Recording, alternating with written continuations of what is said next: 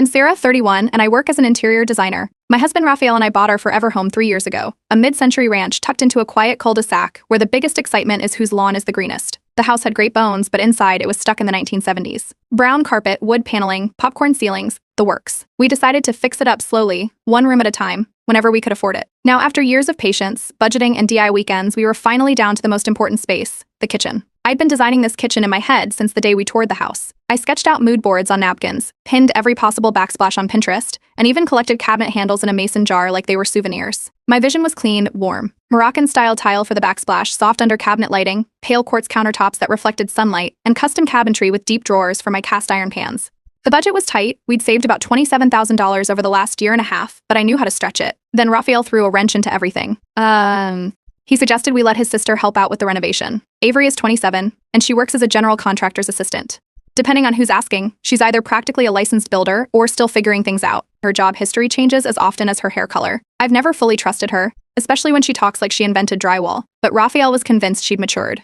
He said she could help us cut costs and was excited to prove herself. I didn't love the idea, but Raphael and I agreed Avery would only help with demolition and maybe ordering supplies, nothing to do with design choices. That boundary was clear. At least it was supposed to be. Avery showed up to the first workday late, blasting music from her truck and wearing a t-shirt that said "I'm basically the boss." She brought a friend with her, some guy who barely spoke and seemed more interested in scrolling through his phone than doing any real work. Right away, she started suggesting changes. She said the custom cabinets I picked were too expensive and tried convincing Raphael we should just go with a prefab set from a chain hardware store. Her reasoning? It ships faster and leaves room in the budget for other upgrades. I said no, firmly. She nodded like she understood. Then 2 days later, I got home from work and found 3 of my cabinets gone.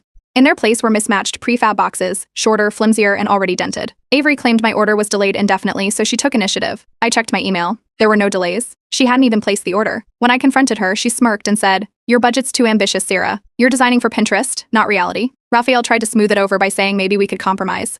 He suggested we keep the cheaper cabinets just for now and upgrade later. That's when I started documenting everything. I saved emails, took photos, kept every receipt. Something told me Avery wasn't just being sloppy. She was trying to take over the whole project. Then came the tile incident. I had chosen handmade Moroccan-style tiles in muted blues and greens. I had spent weeks sourcing them from a small supplier who works directly with artisans. When they didn't arrive on time, I checked with the supplier. They told me someone had canceled the order. I looked at the invoice history. It had Avery's email on it. Instead, she ordered mass-produced ceramic tiles in a glossy off-white. She stacked the boxes neatly in the garage like it was some kind of gift. When I asked her about it, she said she thought I'd changed my mind and that these are way more versatile. Raphael backed her up again, saying maybe white was a safer choice. I didn't say anything then. I just walked into our bedroom, closed the door, and stared at my original design board. My dream kitchen was being buried under someone else's shortcuts. The final straw happened on a Friday afternoon. I got home early, hoping to get ahead on the weekend's tasks. As soon as I stepped inside, something felt off. There was a weird chemical smell. The kitchen was half lit. I turned the corner and froze. My beautiful quartz counters, white with soft gray veining, were gone. In their place was a slab of cheap, plastic-feeling laminate. It looked like faux concrete, but worse. It was warped at the edges, and one corner was chipped already. Avery was standing there, arms crossed like she was proud of herself. She said, "It's a better fit for the vibe." The quartz didn't match the backsplash that she changed. I didn't answer. I just picked up my phone, took pictures of every angle of the new counter, and walked out the door. I could hear Raphael calling after me, but I didn't stop. I didn't even put my shoes back on. I got in my car, drove to a friend's place, and stayed there for the night. I needed to figure out what to do next. This wasn't just a few mistakes. This felt like sabotage. And I wasn't going to let her destroy the one room I'd waited 3 years to make perfect. That night, I locked the kitchen. I took the deadbolt key off Raphael's keyring, closed the pocket doors between the kitchen and dining area, and slid the bar lock I had installed earlier that year when we hosted a big holiday dinner. Raphael stood in the hallway watching me. He asked if this was really necessary. I didn't answer. I just walked past him, went into the office, and opened the folder where I had been keeping every document related to this renovation. The next morning, I called the quartz supplier myself. The person on the phone remembered the order right away. The slabs had been delivered in perfect condition, signed for by someone named Avery. I asked if there were any notes about defects or issues. There weren't. They had a copy of the pickup slip. It had her signature on it, and the date it was picked up, 3 days before I came home, and found laminate installed. I printed that out and added it to the folder. Then I called Raphael into the office. I didn't raise my voice. I just laid everything out, receipts, order confirmations, photos, side-by-sides of what we agreed on versus what actually showed up. I pointed to the supplier invoice, then to the fake replacement Avery claimed had been necessary. He looked at it for a while without saying anything. He finally admitted that Avery told him the quartz couldn't be cut properly. She said it cracked during transport. He believed her and didn't want to stress me out, so he didn't mention it. I told him she signed for the slabs in perfect condition. He didn't have a response for that. I kept going. While double-checking everything Avery had purchased through our shared renovation account, I found something that didn't belong. It was a $5,200 charge to a company I didn't recognize. I looked it up. It was a local wedding supply vendor. The invoice description read, deposit, 40x60 tent, sidewalls, optional lighting, non-refundable. It had been paid directly from our kitchen fund. I didn't tell Raphael about it right away. I needed to hear Avery's explanation first. So I texted her and said we needed to go over next week's supply deliveries and confirm scheduling. She replied within minutes, said she'd be over in an hour. When she arrived, she walked in like nothing had happened. She even complimented the laminate, said it really brightened the space. I waited until she was standing in the middle of the kitchen, then pulled out the folder and spread the paperwork across the island. I asked her why she used our renovation account to place a tent deposit. She stared at the page for a second, then said it was a temporary hold she meant to repay. She said the vendor must have mixed up her card with ours. I asked how that would even be possible when it was a direct account payment, not a credit card charge. She changed the subject, said I was blowing things out of proportion. Raphael didn't say anything at first. Then he asked her for proof that she planned to pay it back. She reached into her bag and pulled out a printed email. It was obviously fake. The formatting was off, the font didn't match the vendor's website, and there was a spelling error in the vendor's name. I cross-checked it later. The vendor confirmed no refund request had been submitted. No confusion ever happened. The deposit was marked as final. That was when the rest of it started unraveling. Avery hadn't been working at her contractor job for 2 months. She was laid off and never told anyone. She pretended she still had the job and used our renovation project as a way to look like she was still in the industry. That's why she didn't care what materials she swapped or what orders she messed with. None of it was about helping. It was all about control. I removed her access from our home security app. She couldn't unlock the side gate or enter the garage anymore. I also changed the garage code and reset the keypad to factory settings. Raphael didn't argue. He said it was time we took the project back. Avery tried calling once more after that. I blocked her. I didn't respond, didn't give her another explanation. Instead, I went into the office, opened a new folder on my desktop, and labeled it Wedding Cake, Phase 1. Avery invited me to her cake tasting.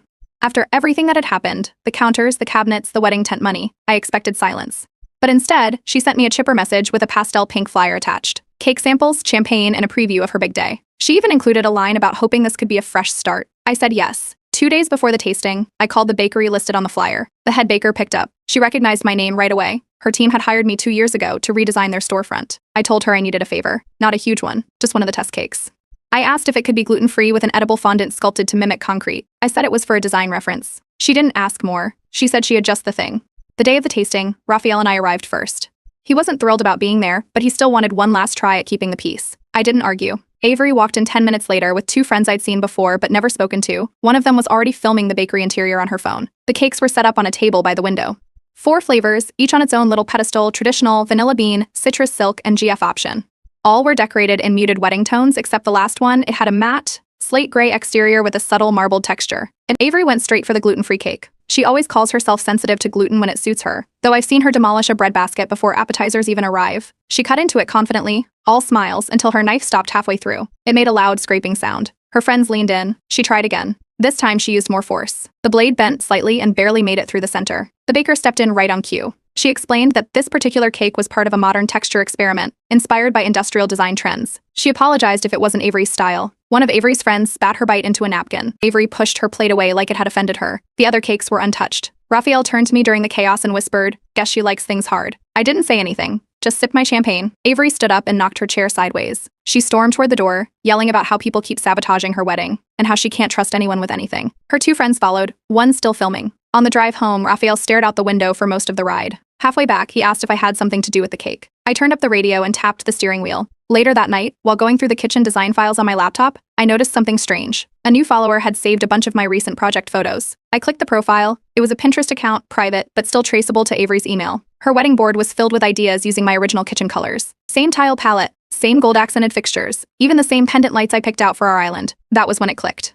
She didn't just hijack the renovation to save money. She wanted the design for herself. I went back through our joint renovation purchases. I looked for anything that might still be active under her name. One stood out, the cake vendor she actually booked for the wedding, different from the bakery we'd visited that day. I called them directly. I told them to watch out for last-minute refund requests or fake charges. Just a heads up. The next day, Raphael's cousin sent me a message. He wanted to make sure I was okay. He said Avery had been going around telling everyone I threw a cement block at her during dessert. She twisted the whole story into something dramatic enough to fit whatever version she wanted people to hear. I didn't respond. I opened my laptop, renamed the wedding sabotage folder, and added 2 more tabs: venue, layout plan, and catering, allergies master list. If Avery wanted to turn this into a performance, I was ready to give her an opening act she'd never forget. 3 days after the cake tasting incident, I got an email from Avery. It was a polished PDF attachment from what looked like some kind of invoice software. The subject line was outstanding payment request. I opened it and saw a list of charges totaling $2,470. The breakdown included things like material substitutions, labor disruption recovery, and emergency design corrections due to client volatility. Each line item was vague and overpriced. One even claimed $310 for on-site conflict mediation. Raphael walked into the kitchen while I was reading it. I handed him my phone without a word. He scrolled through the invoice for 10 seconds, then laughed so hard he spilled coffee down his shirt. I didn't respond to Avery directly. Instead, I forwarded the email to Carla, a friend of mine from design school who now works in contract law. Carla asked for everything I had, screenshots of texts, purchase receipts, before and after photos, the tent invoice, even the vendor list from Avery's wedding board. I sent her a zip folder that night. The next morning, Carla drafted a formal response. It was clear and firm. The message stated that the invoice was fraudulent, that there was no contractual agreement between us, and that any further attempts to pursue payment could result in legal escalation. I sent it to Avery's email and CC'd Raphael. That night, she called Raphael. She started the call in tears, loud enough that I could hear her from the next room. She told him she was being targeted, said people in her own family were emotionally abusing her. She kept repeating that she just wanted support and that Raphael needed to step in and take control of the situation before it gets worse. When he hung up, Raphael sat down and said his family was starting to ask questions. Apparently, Avery had told them I was threatening her with lawyers, sabotaging her wedding, and that I'd created a hostile environment over something as silly as a kitchen. He didn't say who exactly believed her, only that some of his cousins had texted him about it. And then he asked if I'd consider de-escalating things. I didn't raise my voice. I didn't start a fight. I just looked at him and said, "That's interesting. She just tried to charge me nearly $2,500 for wrecking my kitchen." He didn't say anything else. Later that night, I was removed from the group chat that Avery had created for wedding planning. Raphael wasn't kicked out. He left on his own. He sent a message before exiting, "We're out." That same evening, I contacted the wedding cake vendor Avery had booked, the one who was supposed to make the actual cake, not the bakery we visited during the tasting. I wanted to clarify that I wasn't involved in any financial arrangements related to the cake, just in case Avery tried something again. The woman on the phone paused for a moment, then asked if I was calling about the payment plan. I told her I had no idea what she was talking about. She explained that Avery had listed me as a co-billing party. According to the file, I was supposedly responsible for covering 50% of the final cake cost as part of a family gift agreement. I told her that wasn't true. I had never agreed to any of it. I sent her the same folder of documents I gave Carla: screenshots, dates, proof of Avery's past misrepresentations. I asked if she needed a signed statement, but the vendor said it wasn't necessary. She thanked me for the clarity and said she would be withdrawing from the contract due to billing confusion and a pattern of miscommunication. Avery lost her wedding cake. The next morning, Raphael's phone lit up with her name again. She didn't bother texting me, she was blocked. But she left Raphael a voicemail saying she felt betrayed, that she never thought her own brother would let this happen, and ended the message by saying, "I hope you're proud. You've made yourself the villain of my wedding story." Raphael played the voicemail out loud and then deleted it. He didn't ask me to respond. He didn't try to explain what she meant. He just stood up, walked into the kitchen, and started loading the dishwasher. That night, I finalized my folder. I renamed it Wedding Cake, Phase 2. I had an idea I'd been working on quietly, just in case things got worse. Now I knew exactly when to use it. Avery wanted to make me the villain. I was going to give her a story worth telling. The bakery from the original tasting didn't flinch when I made the request. I asked for a custom 3-tier cake made of hardened gluten-free cement, covered in sugar-free fondant and detailed piping. It wasn't meant to be eaten, just admired. The head baker remembered the texture experiment from the last time and laughed before saying, "You want the full version now, don't you?" I paid up front and tipped double for secrecy. To keep things smooth, I added a real vanilla sheet cake to the order. Store-bought, nothing fancy, just enough to serve guests if something went sideways. It was delivered to the venue the morning of the wedding and kept in the kitchen fridge with a label reading in case of accidental damage. 2 hours before the reception began, I had the cement cake delivered during a planned vendor shift between the florist teardown and the photo booth setup. No one paid much attention. I met the delivery team myself and helped position the cake on the display pedestal. Then I added the final touches: white gardenias, pale pink roses, edible glitter brushed along the edge, and buttercream-style piping that was sculpted from firm, food-safe molding paste. By the time the guests arrived, the fake cake looked like it belonged in a bridal magazine. People circled around it, complimenting the detailing and the height. One of the servers even asked who made it so he could recommend it to his cousin. Avery walked in wearing a rhinestone-encrusted ball gown and squealed when she saw it. She had no idea it wasn't edible. Raphael stayed by my side. When the DJ announced the cake cutting, he leaned slightly toward me. I didn't have to say anything. He already knew. I nodded toward the center of the room. Everyone gathered, cameras out. Avery and her fiancé, Eric, stood behind the cake with matching gold-plated utensils. She counted down. Then she pressed the knife into the bottom tier. Nothing happened. She tried again, this time using her body weight. The knife scraped, leaving a shiny mark. A dull thud echoed. Guests looked around. Someone whispered. One of her friends asked if the cake was frozen. A man near the DJ table leaned in and said, "That's not cake." A server came forward cautiously. Avery handed over the knife, confused. The staff member gently tapped the cake. Another thud. Then he lifted the top layer slightly and knocked on it. The sound was unmistakable. Stone, not sponge. The room went quiet. I took a sip of champagne and said just loud enough, "Looks gluten-free to me." Avery screamed. She pointed at the cake box nearby, yelling the bakery's name like it was a crime scene. Her voice cracked as she accused them of sabotaging her wedding. Some guests looked concerned. Some stared in total silence. Raphael didn't move. Derek looked like he wanted to melt through the floor. He mouthed something to one of his groomsmen, "What the hell is happening?" then took a slow step back from Avery. She started crying. Actual tears in a puff-sleeved ball gown beside what looked like a designer cinder block with a floral crown. A staff member tried to comfort her, but she shoved the hand away and ran toward the bathroom. While she was gone, I gave the signal to the kitchen. The venue staff brought out the real cake on a silver tray. It wasn't tall. It wasn't fancy. But it was real, and it was served on time. The guests clapped politely. Plates were passed. People started laughing again. The DJ played a slow song and tried to reset the mood. Avery didn't come back out for a while. When she finally did, her makeup was smeared and her dress was slightly damp near the hem. She avoided everyone. Her friends surrounded her like bodyguards. I didn't approach her. I didn't say anything. Raphael and I danced, drank, and chatted with the other guests like nothing happened. But when we got up to leave, I passed by her table slowly. I leaned in, smiled once, and said, "Guess you got the texture you like." She didn't respond. Her jaw clenched. I walked away before she could think of anything to say. And that was the end of her perfect cake-cutting moment. The morning after the wedding, I woke up to an email thread titled "What Sarah Did to Me." 14 people were copied in, Raphael's entire side of the family, including 2 cousins I hadn't spoken to since our engagement party. The message itself was 3 paragraphs long and filled with dramatic claims. Avery accused me of sabotaging her wedding out of jealousy, said I hijacked her vendors, and even accused me of violating her dietary restrictions by using unsafe materials in a cake she had every reason to trust. 10 minutes after I finished reading, Raphael's parents responded to the thread with one sentence, "We will not be engaging in this drama." And the screenshots started coming in. A few wedding guests sent me links to a Facebook post Avery had made the night before. The caption read, "When your wedding becomes a horror show because someone wants revenge." She uploaded 13 photos, mostly blurry shots of the cement cake, including one where her hand is mid-slice with her face twisted in confusion. She tagged the bakery, even though they hadn't been involved in the final cake. The post already had over 300 comments. Some people offered sympathy. Others posted memes about the rock cake and asked if it was a protest against gluten. Someone even edited a still of her trying to cut the cake with the caption, "She believed she could, but it was concrete." Raphael's phone lit up again that afternoon. It was the wedding photographer. He sent over a Dropbox folder containing the full video coverage. High-quality footage, clear angles, and audio that picked up everything, including the moment Avery slammed the knife and said, "Why isn't it cutting?" The video showed the exact moment the server tapped the tier, the crowd realizing it wasn't cake, and me in the background sipping champagne like I was watching a play. I saved the file. That's when something unexpected happened. A guest, probably unaware of how messy things really were, tagged Avery's workplace in the Facebook post. She works at a boutique interior design firm that deals mostly with luxury remodels. The comment was casual, something like "Even designers can have wild weddings, LOL."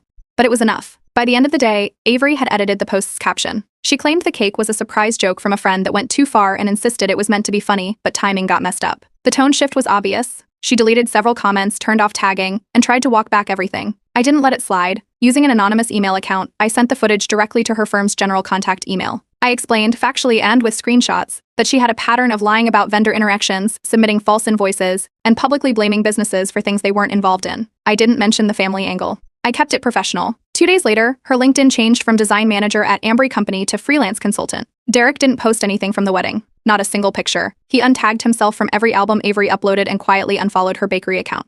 He didn't delete his profile, but it was scrubbed clean of anything wedding-related by the end of the week. Exactly 7 days after the wedding, I opened our freezer looking for frozen peas and spotted something wedged behind a tub of ice cream. It was a Ziploc bag with a chipped piece of fondant from the sheet cake the venue served. I took it out, stared at it for a second, then tossed it in the trash. I didn't say anything. Raphael walked in and started loading the dishwasher. No one mentioned the bag. Avery hasn't reached out to me directly since the reception, but a mutual friend forwarded me an invite last night. She's planning a do-over reception in 2 months. Apparently, I'm still on the guest list. I didn't think there'd be a 6th part to any of this. After the cement cake incident, the viral Facebook drama, and Avery's sudden career shift, I figured the show was over. But she wasn't done yet. A month after the wedding disaster, an envelope arrived in our mailbox. White, gold foil lettering, the whole thing thick with fake elegance. Inside was an invite to a mini-moon reception, a second wedding party meant to be more intimate, more refined, and apparently her redemption tour. No note, no apology, just a line that read, "Join us for a night of love and laughter." Raphael opened it and burst out laughing on the spot. I planned to ignore it, but Raphael encouraged me to go, not for her, but to hold my ground. Let her see I wasn't hiding. He agreed on one condition: we arrive late, leave early, and stay close to the exits. No forced smiles, no pretending things were okay. The venue was a small outdoor garden space downtown, strung with fairy lights and lined with rented floral arches. There were mismatched centerpieces, chairs borrowed from different sets, and plastic cutlery wrapped in lace-patterned napkins. In the middle of it all, placed like a trophy, was a new 3-tier cake sitting on a marble pedestal. Clearly her way of saying, "See, real cake this time." Derek looked off. He barely greeted anyone, loosened his collar halfway through the night, and spent more time at the bar than at the tables. A couple of Avery's bridesmaids stood near the punch bowl talking about how she fired the decorator last minute. One of them said, she swore no one was touching this version but her. That explained the folding chairs and clashing table runners. When Avery spotted me, she didn't even pretend to be polite. She pointed to the cake, raised her chin, and said, "Real fondant, not whatever garbage you think you're funny for." I nodded once and told her, "Hope it cuts clean." Dinner was late. The DJ was underwhelming. A power strip overloaded when the decorative lights and sound system clashed, cutting music halfway through the first dance. Staff scrambled to fix it. During the lull, a bartender quietly told Raphael that Avery had underpaid her deposit and said she'd settle the rest after tips rolled in. Then came the cake cutting, again. This time, Avery made a whole show of it. She announced to the room that it was being filmed for transparency. A guest stepped forward with a phone. Avery raised the knife high, drove it into the middle tier, and the cake tilted. A soft slump followed. The top layer collapsed inward, the outer frosting slid off the side, and raspberry mousse seeped across the base like spilled jam. Avery froze. A server rushed forward. She hissed something at him, grabbed a towel, and ducked behind the venue tent. This time I hadn't done a thing. No tricks, no bakery switch. The venue had no refrigeration, and she refused to hire a proper caterer. The frosting had melted in the heat, the filling hadn't set, and gravity handled the rest. While guests whispered and tried not to stare, Derek stepped forward.